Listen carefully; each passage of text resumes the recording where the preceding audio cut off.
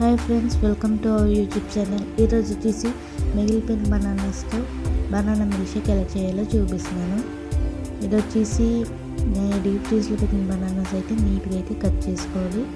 తర్వాత నాకు కావాల్సినంత పాలు తీసుకుని మిక్సీ జార్లో వేసి మనం తీసుకున్న బనానాస్ కడిగి వీటిల్లో వేసి బనానాస్ అయితే కట్ చేసుకోవాలి. తర్వాత మనకు కావాల్సినంత షుగర్ అయితే వేసుకోవాలి. దాంట్లోకి మన ఛానల్ సబ్స్క్రైబ్ చేయలేదు, సబ్స్క్రైబ్ చేయండి.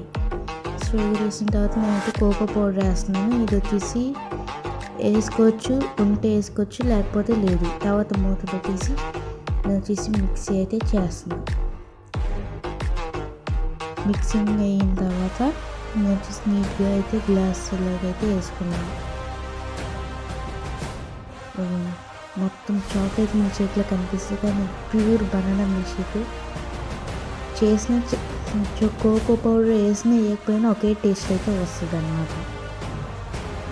దీనిపై టాపింగ్ కింద నేనైతే బూస్ట్ అయితే వాడుతున్నాను.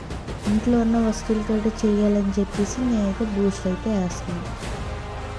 దీని టేస్ట్ అయితే సూపర్గా ఉందన్నమాట. మీరైతే సబ్స్క్రైబ్ చేసుకోండి గాయ్స్ మన ఛానల్ని.